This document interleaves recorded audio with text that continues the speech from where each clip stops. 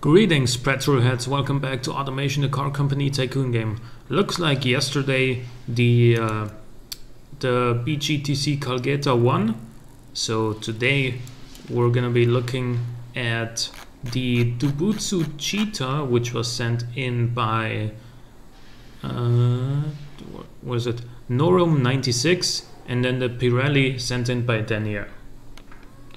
So let's get into this. The Doubutsu Cheetah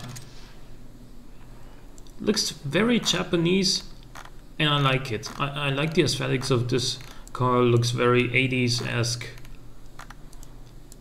Yeah, I mean the rear end is not particularly Japanese, you know, the body style is though, and the rear is like, I don't know, almost like Ferrari-esque taillights. Liking it. Let's see what's underneath though. Galvanized steel monocoque chassis, partial aluminum panels, 5-speed manual, double wishbones all around, 245 horsepower from a 3.2 liter turbocharged straight 6 engine. Let's look at that engine. It's a full aluminum dual overhead cam 4 valve per cylinder inline 6 engine. And we have forged steel crank, forged H-beam conrods, and forged pistons. 7.6 compression ratio.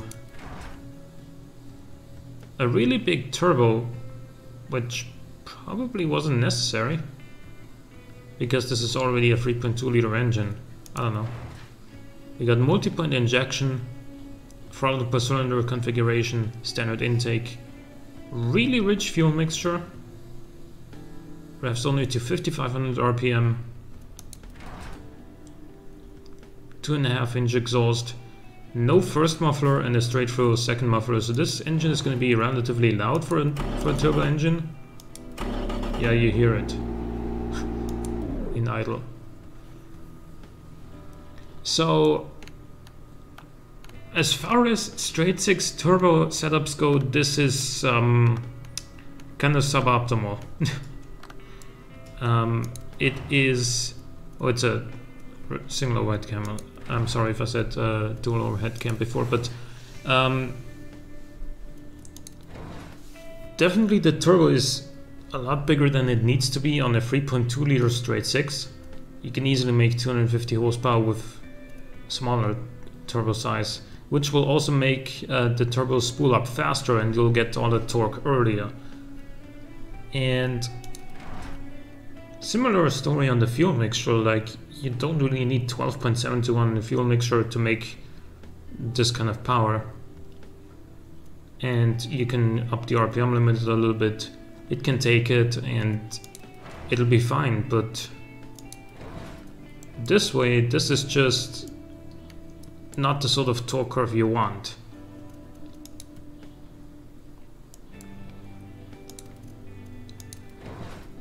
Five-speed manual, open diff.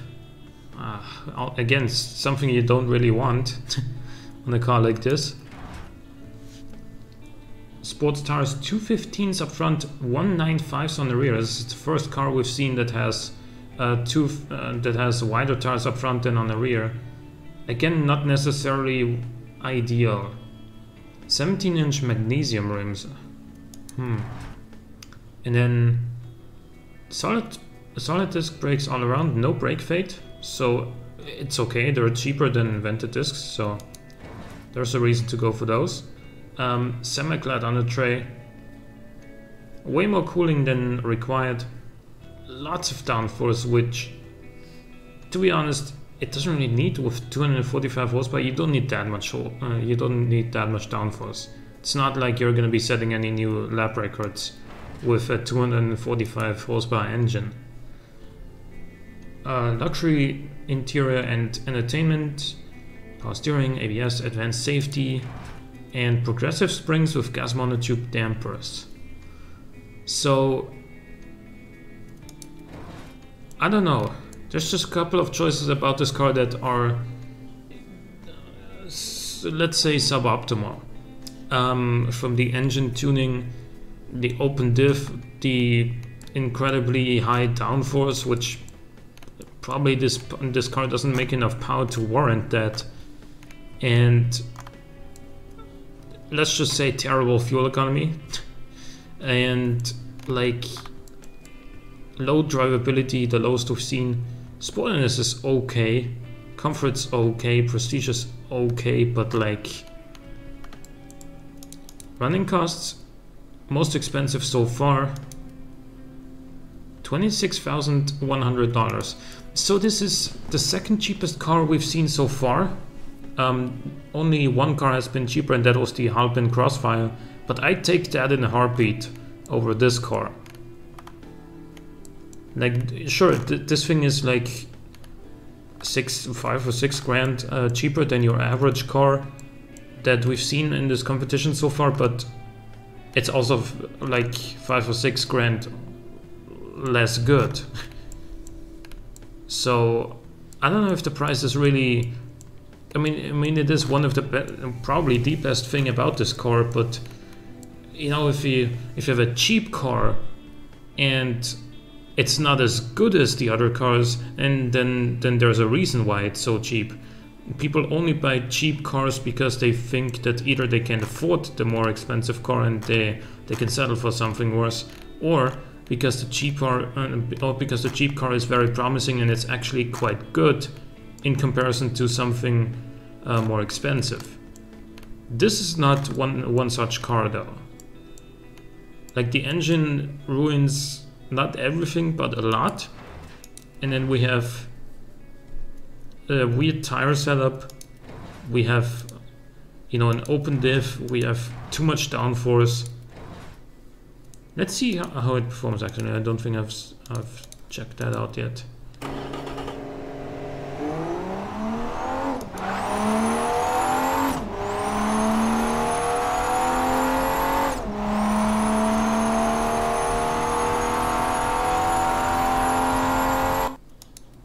$1472 quarter mile, 6.3, 0 to 100, so it is among the slower cars, but it's not the slowest.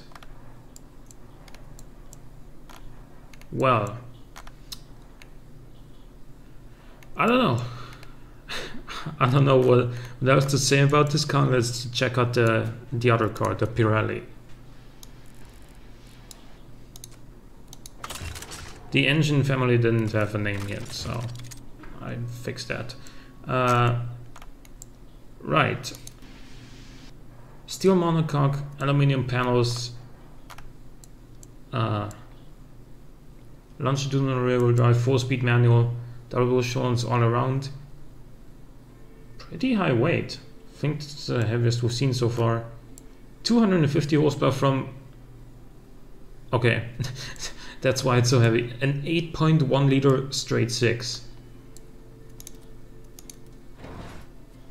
Yeah, that's pretty much how I thought the torque curve was gonna look with an engine this big and only making 250 horsepower. So maximum capacity for the straight 6. Single overhead cam, 2 valves per cylinder, aluminum block, cast iron head. You'd probably shave off like 40 or 50 kilograms with an aluminum head. Actually just 33, but still. Forged steel crank, I-beam steel conrods, forged pistons. Zero cam profile, who needs that anyway.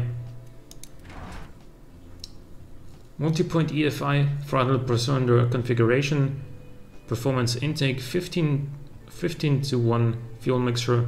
4600 RPM rev limit. Short cast headers, because again, any better headers and it would make too much power. Freeway cat, 1 reversal and no second muffler. Again, a relatively loud engine.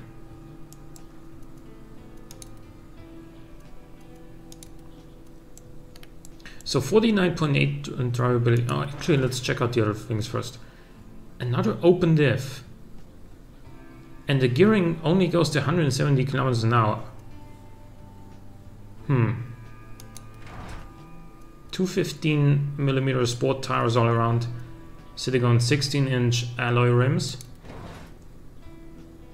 3 piston vented discs up front, 1 piston vented discs on the rear. No under tray. Luxury interior and entertainment, power steering, ABS, advanced safety, hydro pneumatic springs, and yeah. I mean, sure, you're gonna be saying, Tom, the stats look pretty good actually, like 49.8 drivability is not so bad, 48 comfort is good, 44.3 prestige is good, and you would be right at that. But like, first of all, the gearing is not very good, and with 170 kilometers an hour you'll get passed on the unrestricted autobahn by something that's, you'll get passed by a Golf GTI, and you're gonna be saying I have an 8.1 liter straight six. Well, where's all that power now when you're running out of when you're running out of juice at 170 kilometers an hour? And its economy again is horrible, slightly better than the one on the Cheetah.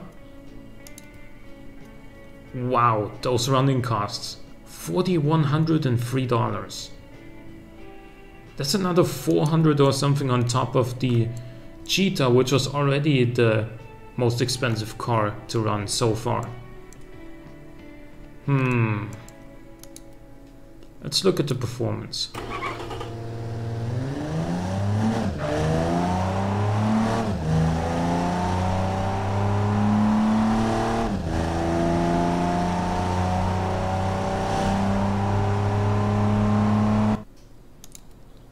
$1,485. So this thing has an 8.1 liter engine and it is slower than the Cheetah. Like at first when I saw the top speed of 170, I was thinking like, maybe this is sort of like a car that's set up for the drag strip for the quarter mile, so that it's geared to exactly the sort of speed that it can actually hit on the quarter mile. But if it was intended to be a quarter mile car, it doesn't do a really good job at that. It has to be said. Geez, this is gonna be a tough. How much does this cost? 31,050. So the Cheetah is about 5 grand cheaper. It's a little bit cheaper to run, but other than that, both of these cars are not very good. The Pirelli is at least comfortable,